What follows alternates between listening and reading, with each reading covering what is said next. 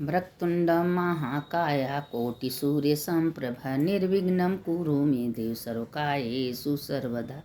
मंगलम भगवान विष्णु मंगलम गरुध्वज मंगलम पुंडरीकाक्ष मंगलाय तनोहरि।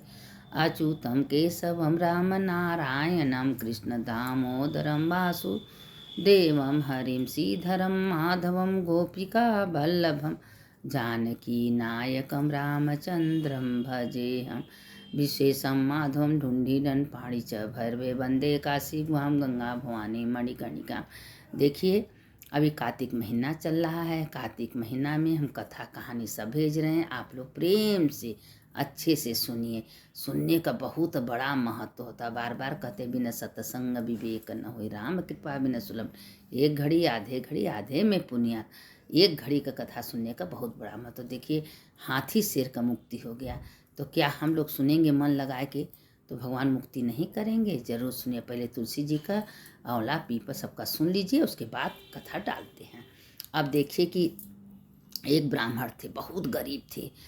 उनको 6 बेटियां थी, लेकिन अब वो जो है बहुत तुलसी जी का पूजा करते थे। पीपल का करते थे, बट का करते थे, आंवला का करते थे, और तुलसी आंवला का परिक्रमा करते थे। पर डे रोज ना तुलसी जी को दीप दना देकर करते थे। तो रोज जाते जाते तुलसी जी में आवाज़ आती थी कि हम ब्राह्मण, तुम हमारा बहुत पूजा करते हैं, तो हमको अपने घर ले चलो। तो एक दिन हुआ, 2 दिन हुआ, तो अपनी पत्नी से कहा कि तुलसी में से आवाज़ आती है। एक छोटी सी कन्या कहती है कि हमको अपने घर। अरे 6 बेटियां तो मेरे पास खुद हैं, 6 का शादी ब्याह हम नहीं कर पा रहे हैं, तो 7वीं लड़की कैसे लाएं? तो ब्राह्मणी कही जैसे 6 खा रही हैं, रह रही हैं, वैसे वो भी रहेगी, ली आइए। अगर वो कह रही है तो उसको मेरे घर लाइए। दूसरे दिन फिर गए, फिर ब्राह्मण तुलसी जी का पूजा कर रहे हैं, दीप दान कर रहे हैं। फिर वो लड़की बोल रही है कि हम जो आपके घर चलना चाहते हैं। कहें चलो तुम बेटा चलो। अब वो छोटी सी कन्या घर है। अब घर आई तो तुलसी माँ थी, दूसरा मामूली बात थोड़ी नहीं थी। अब तुलसी माँ आई, अब घर में आते मंत्र सब कुछ अच्छा होने लगा। अच्छे 100 दिन से खाना पीना लोगों को पेट भर मिलने लगे। कभी पेट भर खाना नहीं मिलता था, तो उस दिन पेट भर खाना, थोड़ी सी रोटी बनाती, मजे का रोटी हो गया, चावल दाल सब पेट भर खाई पी। अब वो एकदम ब्राह्मण तो बड़ा खुश हो गया कि जब से छोटी कन्या मेरे घर में आई है, मेरे घर में तो बरकत होने लगा। अब उसमें क्या हुआ कि एक दिन जब छोटी कन्या जो है भोजन उजन कही कि माँ हम भोजन बनाएंगे, तो कहने बेटा उस दिन बहुत बढ़िया भोजन बनाए, सब कहे। तो अब धीरे धीरे लड़कियाँ सब बड़ी हो गई, अब धन धीरे धीरे आने लगा। तो ब्राह्मण कहा कि हम जा रहे हैं 6 लड़कियों का शादी खोजने। तो छोटी लड़की कह रही है जो तुलसी माँ, हमको तो शालीग्राम को खोजना, शालीग्राम से कह देना कि बारात लेके आएंगे, हम उनसी से शादी करेंगे। कहें बेटा क्यों? कहें हम उन्हीं से ब्याह करेंगे। 6 लड़की खूब अच्छे घर बार, साड़ी गहना कपड़ा खूब दे के ब्याह किया। आज 7वीं में गया वृंदावन, शालीग्राम से कहा शालीग्राम बारात लेके आना, और जो मेरी छोटी कन्या है वो करें हम तुम्हें से ब्याह करेंगे। अब शालीग्राम तो पता है कि कन्या थोड़ी ना तुलसी माँ है। अब शालीग्राम खूब धज धज के खूब बड़े बारात सज के लेके आए। उनसे जो छोटी कन्या थी उनसे शादी हुआ। जब वो विदाई होके जाने लगी तो कहीं बेटी तुम जा रही हो? तो कहीं माँ चिंता मत करो, हम तुम्हारे घर में आ गए, तुम्हारे घर में कभी कोई चीज़ की कमी नहीं पड़ेगी। उनके घर में अन्न धन दौलत इतना भर के गई, और उसके बाद शालीग्राम के संगे ब्याह करके वृंदावन चली गई। तो वो ब्राह्मण का पीपल सींचना, पट सींचना, तुलसी का दीप करना, पूजा करना, कितना बड़ा पुण्य कमाए कि उनके घर में धन धान रुपया पैसा सब कुछ भर गया। 6 लड़की का खूब धूम से शादी हुआ। और उसके बाद वो तो तुलसी माँ रहनी, तुलसी माँ शालीग्राम से ब्याह करके चली गई वृंदावन में। तो जो भी कार्तिक महीने में कथा सुनता है, स्नान दान जब पूजा करता है, उसके घर में कभी कोई चीज़ की अभाव नहीं होती, कमी नहीं होती। और देवी देवता कैसे किस रूप में उसके घर में भरते हैं पता भी नहीं चलता। इसीलिए कहते हैं कथा कहानी का बहुत बड़ा महत्व होता है। सुनने वाले की जय, सुनाने वाले की जय। जो सुनता है उसका भी जय होता है, जो सुनाता है उसका भी जय होता है। अब थोड़ा कथा है कार्तिक महात्म का सुन लीजिए कि देखिए उस कथा का कितनी बड़ा महत्व होता है, और दान पुण्य करने का क्या महत्व होता है। कार्तिक महीने में सुनिए कि खाली एक ब्राह्मण थे, अपना पुण्य एक कलहा राशिनी को दे दिए थे, और पुण्य देने के बाद उसकी कैसी मुक्ति हुई है। तो धर्मदत्त बोला कि बोले तीर्थ दान तथा व्रत आदि से पाप दूर होते हैं, परंतु प्रेत देह में स्थित तुम दुखिया को उन पर अधिकार नहीं है। तेरी ग्लानि को देखकर मेरा मन खेद युक्त हो रहा है। मैं उद्धार के लिए बिना मेरा मन दुखी हो रहा है। 3 योनि को देने वाले तेरे पाप अतिशय उग्र हैं और अति निंदनीय है, क्योंकि तुम इतना बड़ा प्रेत योनि में हो। थोड़े पुण्य से कुछ भी नहीं होगा। वो ब्राह्मण बोल रहे हैं कि तुम्हारा इतना बड़ा पाप है कि हम कितना पुण्य तुमको दे देंगे, तुम्हारा उद्धार नहीं होगा। तो वो जल लेके संकल्प बोल के कहीं जितने दिन का हम कार्तिक महीने का स्नान दान पूजा किए हैं उसका हम आधा पुण्य तुमको दे रहे हैं। तो कार्तिक व्रत के पुण्य की तुमको कुछ नहीं होगा। जब वो आधा पुण्य दिए तब नारद बोले, ऐसा कहकर जैसे धर्मदत्त ने उसे द्वादक्षाक्षर मंत्र सुनाया और तुलसी दलों से मिश्रित जल उस पर छिड़का, तैसे ही वह प्रेत योनि से छूट गई और जलती हुई अग्नि की ज्वाला में समान दिव्य रूप धारण कर सुंदरी लक्ष्मी के समान हो गई। देखिए 3 जन्म में वो राक्षसिन होती, अभी दुख भोगती। खाली तुलसी जल में तुलसी डाल के जल उसके ऊपर ओम नमो भगवते वासुदेव मंत्र बोल के छींटा मार दिए थे। अब वो छींटा मारने से उसकी तत्काल सारे पाप नष्ट। इसीलिए कहते हैं कि आपके घर में गंगा जल नहीं है तो एक लोटिया में जल भर लीजिए, उसमें तुलसी दल डाल दीजिए, रात भर उसको ढक के रखिए, क्योंकि जल में इतनी शक्ति है कि जल अपना आकर्षण स्वयं ले लेती है। और वह जल पूरे घर में छिटा मार दीजिए, किचन में, घर में, द्वार में, सबके ऊपर। एक बूंद अगर जानवर के ऊपर वो जल अगर गिर जाएगा तो वो जल से उसकी तुरंत तत्काल मुक्ति हो जाएगी। इतनी महिमा कार्तिक महीना में है। इसीलिए कहते हैं लोटिया में जल भर के भगवान के सामने रखना चाहिए, उसमें 2 पत्ता तुलसी डाल दीजिए। अब वो गंगा जल से बढ़ के हो जाता है, त्रिवेणी उसमें आ जाती हैं और जल पूरे घर में छींटा मार दीजिए। देख कितनी बड़ा पुण्य होता है। सारे निगेटिव ऊर्जा बाहर जाएंगे, आपको पॉजिटिव घर में आएगा।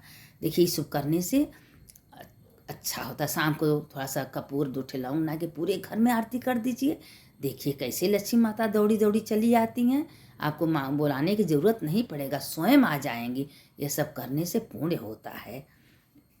अब वो जो है लक्ष्मी के समान हो गई और दंडवत प्रणाम किया और हर्ष से गदगद वाणी से बोली, हे ब्राह्मण सेठ, मैं तुम्हारे प्रसाद से नरक से छूटी, पाप से प्रभाव डूबी हुई कि नौका के समतुल्य आप हमको नरक से उद्धार किए हैं। आप मेरे नौका के समान हैं।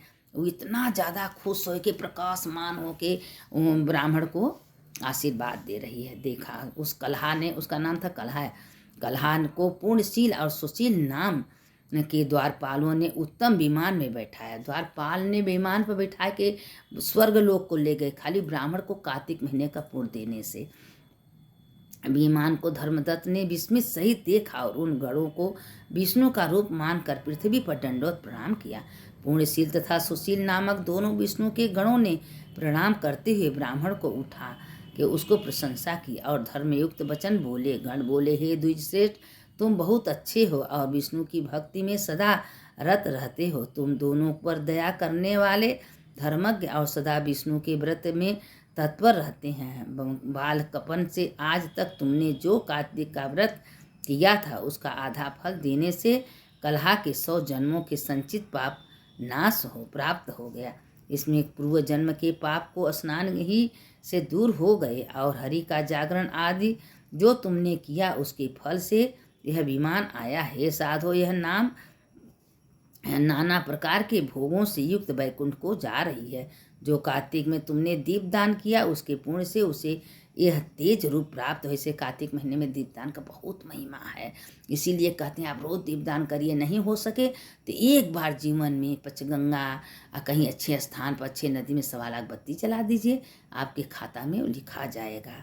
इसमें पुण्य दिया उससे विष्णु के समीप जाने की अधिकारिणी है। हे कृपानिधे, इस जन्म में अंत में स्त्रियों समेत तुम भी विष्णु लोक को जाओगे और विष्णु के वैकुंठ भवन में विश्राम करो।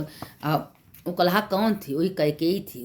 ब्राह्मण जो पुण्य दिए थे वो दशरथ हुए, और वही दशरथ हुए जो उनके रामचंद्र जी उनके घर में खाली कार्तिक महीने में स्नान दान दीपदान कैले से रामचंद्र उनके घर में पैदा हुए थे। और वो जो कलहा थी कैकेयी उनके घर में, क्योंकि उनके आधे पुण्य का अधिकारी बन गई थी, वही हुआ था। भुक्ति को प्राप्त होंगे वो धन्य हैं और कृत हैं और उन्हीं का जन्म सफल है जिन्होंने भक्ति से तुम्हारी भांति विष्णु पूजा की है। भली भांति पूजित विष्णु मनुष्यों को क्या फल नहीं देते। जिन्होंने उत्तानपाद के पुत्र ध्रुव को निश्चय स्थान प्रदान किया। खाली भगवान का नाम लेने से किया और भगवान के नाम स्मरण से मनुष्य सदगति को प्राप्त हुआ। भगवान ने प्रहलाद को वैकुंठ धाम दिए। ये नाम भगवान के नाम का कितना बड़ा महत्व है। ग्रह द्वारा पकड़ा गया गजेंद्र जिन भगवान के नाम स्मरण से विमुक्त हो गया और नाम से पूजन किया, इसलिए कई हजार वर्ष तक दोनों स्त्रियों के समेत संसार में भोग करने लगे। समीप होके तदंतर जब पूर्ण क्षीण हो जाएगा तो पृथ्वी में आकर सूर्यवंश के उत्पन्न होकर एक प्रसिद्ध राजा होंगे। तुम्हारा नाम दशरथ होगा। वहाँ भी तुम दोनों स्त्रियों से युक्त होगे। तीसरी कलहा भी साथ रहेगी, वह कैकेयी है। तुम्हारे आधे पुण्य की अधिकारिणी है। उस जन्म में विष्णु पृथ्वी में तुम्हारी समीपता को प्राप्त होंगे और स्वयं तुम्हारे पुत्र होंगे। देवताओं का कार्य करेंगे। विष्णु को प्रसन्न करने वाले तुम्हारे इस कार्तिक के व्रत से न यज्ञ न दान और न तीर्थ अधिक है। अर्थात यह कार्तिक का व्रत सब से अधिक श्रेष्ठ है। हे विपेंद्र, तुम धन्य हो। इसी से तुम्हारे द्वारा भगवान को प्रसन्न करने वाला यह व्रत संपन्न हुआ और इस व्रत के आधे भाग के फल को प्राप्त करने वाली कलहा तुम्हारे साथ श्रीमद् भागवत के समीप जा रही है। ये कलहा को जो तुम अपना पुण्य दिए हो उसके पुण्य की वो अधिकारी बनी है। जो इस कार्तिक महीने का कथा सुनता है या किसी को सुनाता है उसके समस्त पाप तत्काल नष्ट हो जाते हैं। कथा सुनने का इतनी बड़ी महत्व है कि कार्तिक महीने का कथा सुनना, कार्तिक में स्नान करने का बहुत बड़ा महत्व है। इसीलिए आप लोग से कह रहे हैं कि आप लोग प्रेम पूर्वक कार्तिक महीना का सुनिए, दूसरों को भेजिए, दूसरों को सुनाइए। हो सके तो रोज़ लाइक करिए और सब्सक्राइब भी कर दीजिए ताकि ये कथा आप लोग को पहुंचती रहे। सुनने वाले की जय, सुनाने वाले की। जो कथा सुनता है उसका भी जय होता है, जो सुनाता है उसका भी जय होता है। अच्युतं केशवं राम नारायणं कृष्ण दामोदरं वासुदेवं हरिं श्रीधरं माधवं गोपिका वल्लभं जानकी नायकं रामचंद्रं भजेहम्।